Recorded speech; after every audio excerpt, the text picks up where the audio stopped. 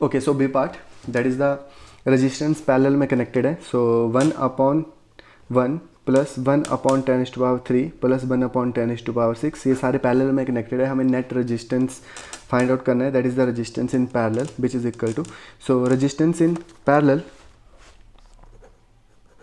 Which is equal to, LCM ले लिया 10⁻6 यहाँ पे आ गया. सो यहाँ पे हम 10⁻6 लिख सकते हैं. यहाँ पे बन गया 10⁻3 प्लस यहाँ पे बन गया 1. सो इसको अगर मैं ओपन कर दिया तो ये बन गया 6 जीरो आ जाएंगे, 1 2 3 4 5 6 प्लस यहाँ पे 1 2 3 0 प्लस यहाँ पे 1 है और यहाँ पे भी साथ में 1 2 3 4 5 6 जीरो आ गई. ओके, सो इसको ऐड कर दिया, दैट इज़ द 1 0 0 1 0 0 1.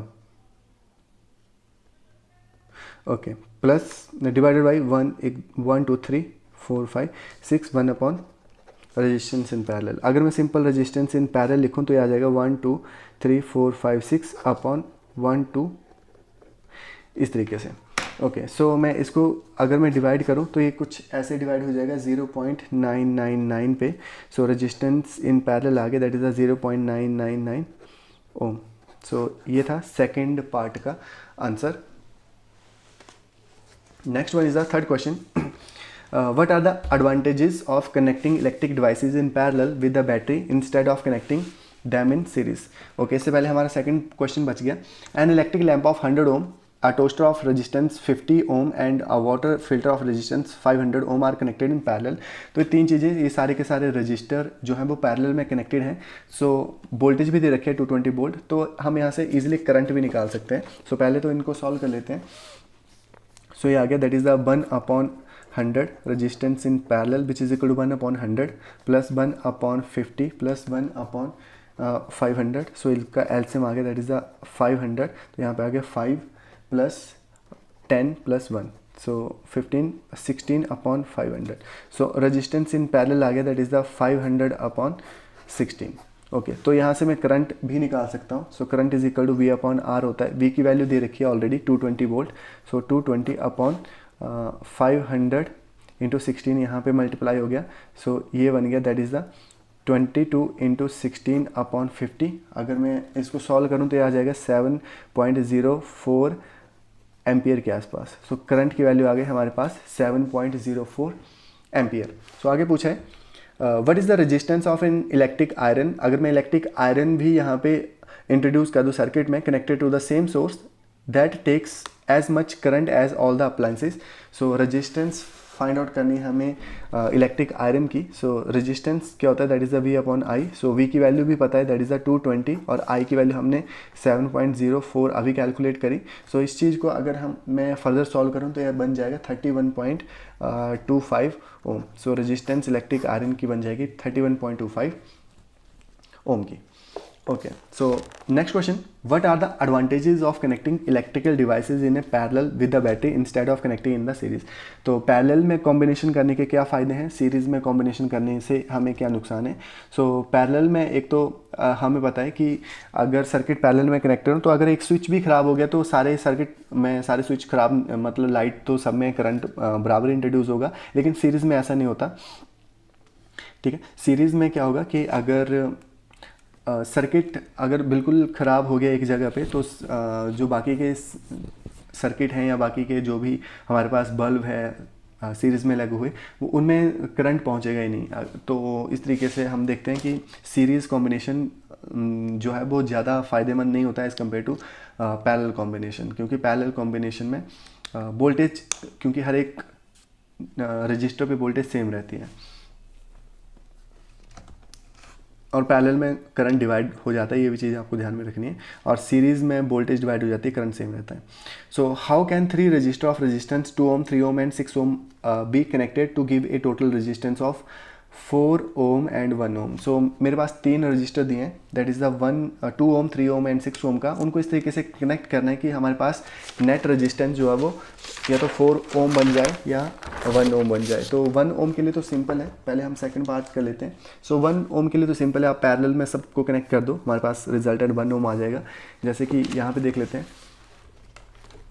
अगर मैं 1/2 प्लस 1/3 प्लस 1/6 कर दूँ रेजिस्टेंस इन पैरेलल. सो यहाँ पे एलसीएम आ गया 6 3 + 2 + 1, तो which is equal to 6/6 which is equal to 1। So resistance parallel में 1 आ गया। सो अगर मैं सब रजिस्टर को पैरेलल में कनेक्ट कर दूं तो आंसर 1 आ जाएगा। सो फर्स्ट पार्ट, ये तो बी पार्ट था, अभी ये पार्ट देख लेते हैं। सो इसके लिए मैं फर्स्ट 2 रजिस्टर को सर्किट डायग्राम से देख लेते हैं। जैसे फॉर एग्जांपल यहाँ पे मैंने बैटरी को कनेक्ट कर दिया, this is the negative terminal, positive terminal, और यहाँ पे मैंने एक रजिस्टर कनेक्ट कर दिया लाइक दिस, ओके, और दूसरा रजिस्टर मैंने सर्किट में कुछ ऐसे कनेक्ट कर दिया,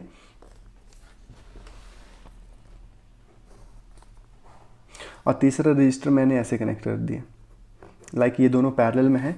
तो यहाँ पर मैं जो रजिस्टर रखूँगा वो 2 ओम का रखूँगा, यहाँ पे आ गया 6 ओम का, यहाँ पे आ गया एक रजिस्टर 3 ओम का, ओके। तो ये दोनों पैरेलल में है, ये एक सीरीज़ में है। तो आंसर देख लेते हैं कैसे। सो पहले तो parallel 1/3 + 1/6 that is equal to 2 + 1 which is equal to 3/6, तो ये आ गया 2, ओके, 2 ओम का, that is the resistance in parallel.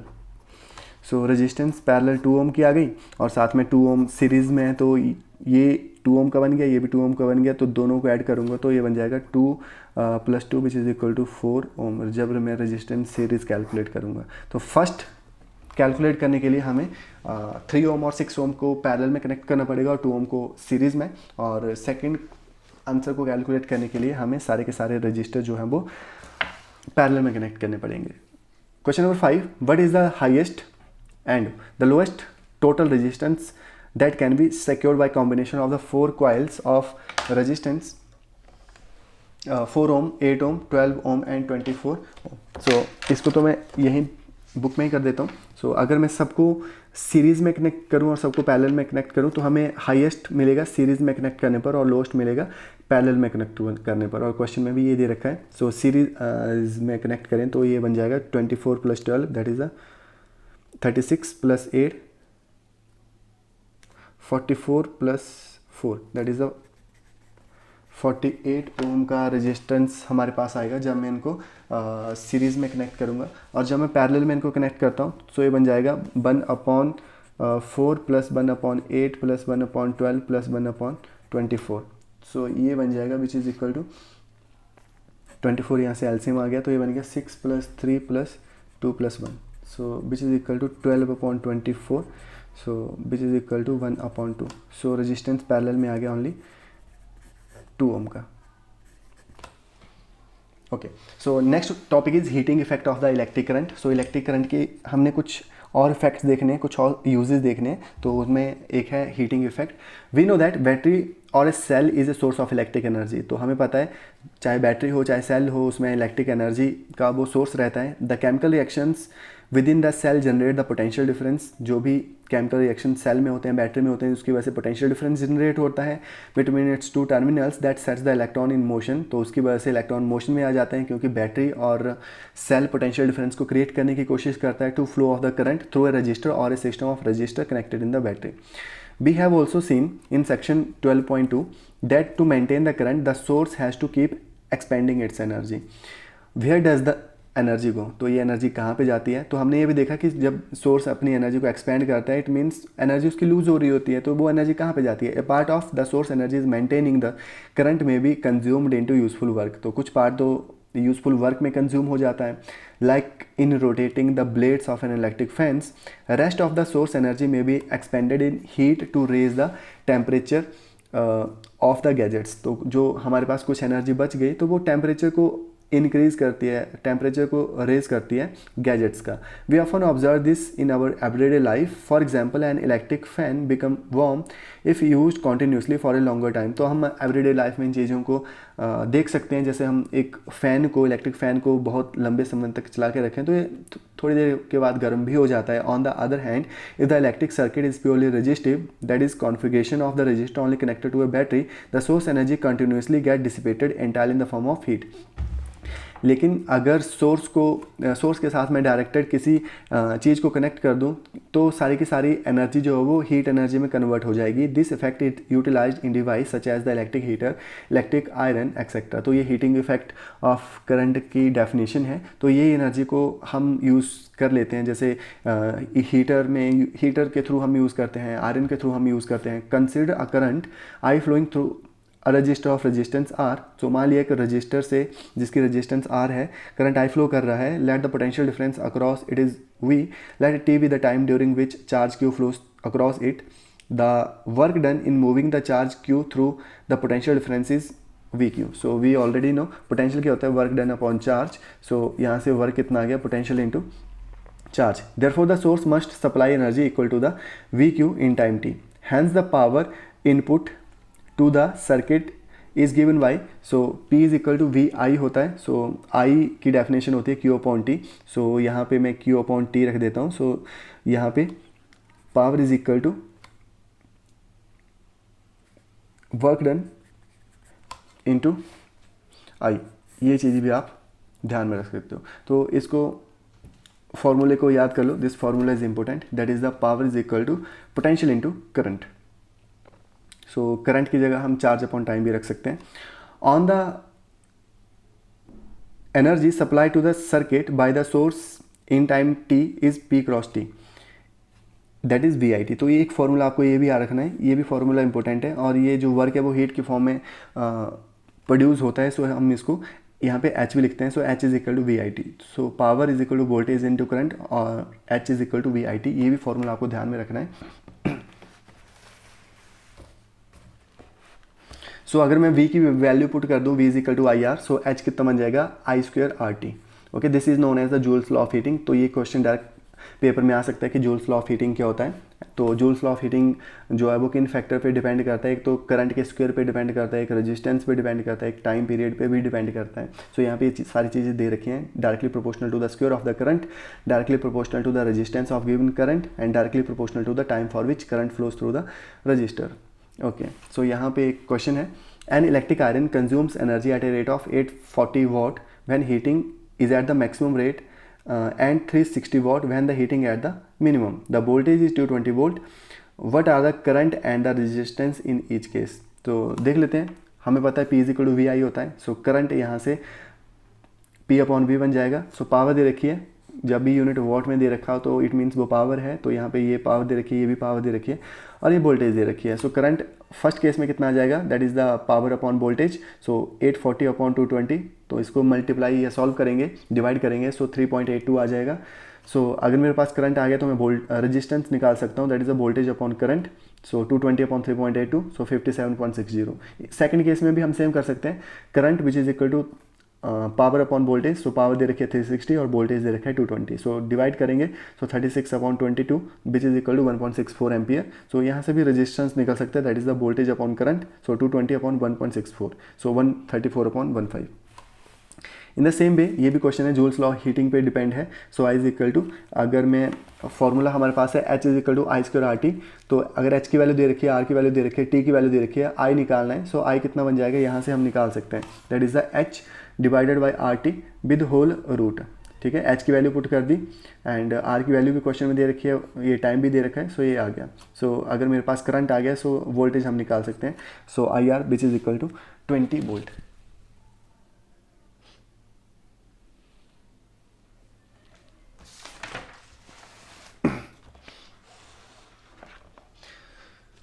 So why does the cord of an electric heater not glow while the heating element does? So heating element क्यों glow कर जाता है जबकि इलेक्ट्रिक हीटर की कॉर्ड जो है वो ग्लो नहीं करती? क्योंकि जो हीटिंग एलिमेंट है वो स्ट्रॉन्ग रेजिस्टेंस जिसकी होती है उस एलिमेंट का बना हुआ होता है, जबकि जो कॉर्ड है वो तो सिर्फ एक कंडक्टर की बनी होती है।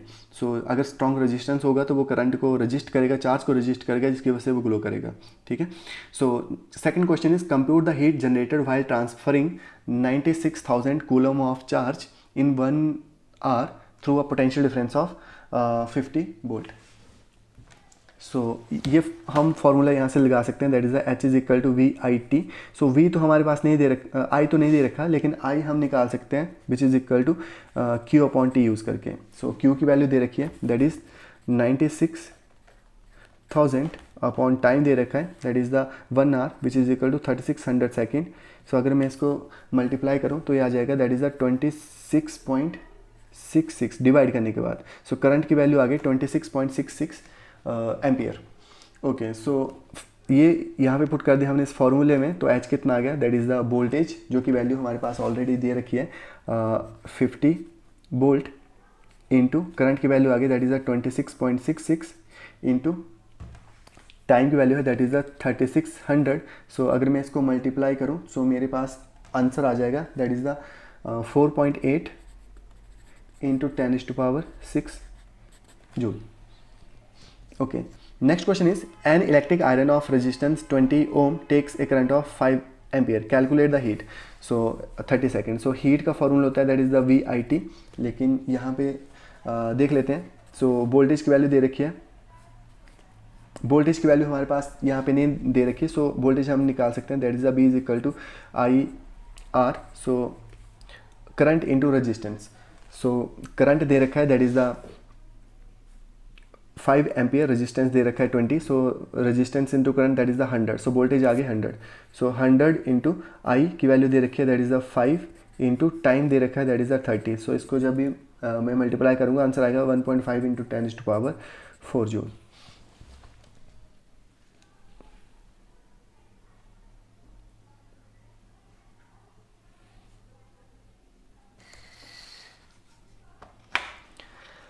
Practical applications of heating effect of electric current.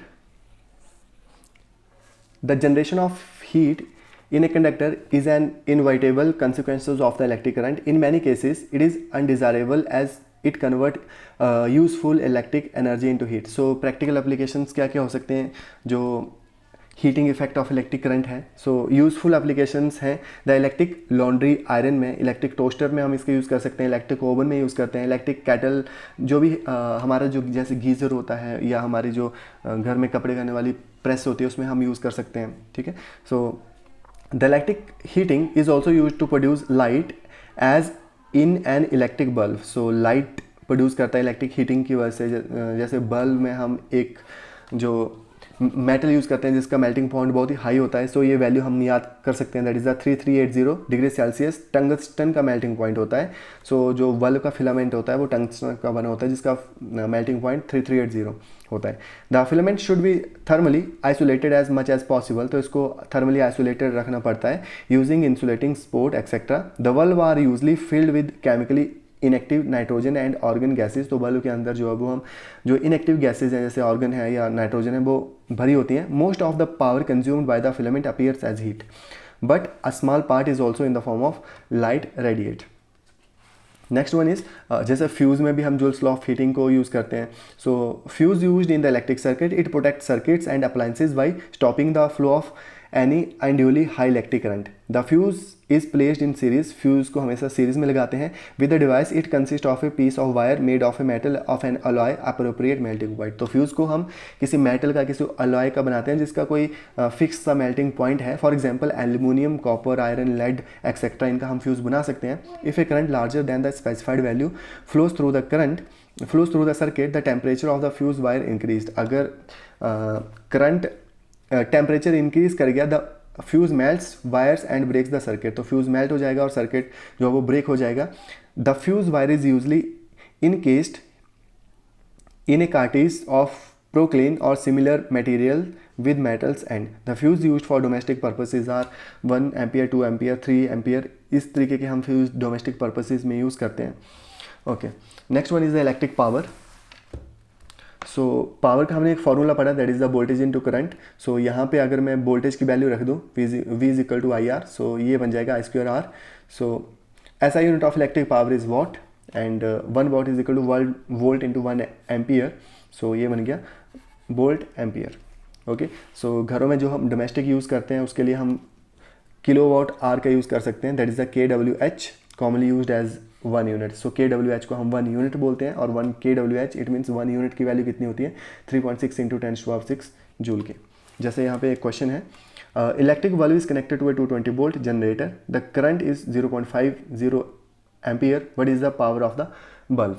So power is equal to voltage into current. So voltage दे रखा है 220, करंट दे रखा है. सो हमारे पास बन जाएगा power that is the 110 watt. So I hope this chapter is clear. So अगर वीडियो पसंद आए तो प्लीज़ वीडियो को लाइक कीजिए, शेयर कीजिए. Thank you.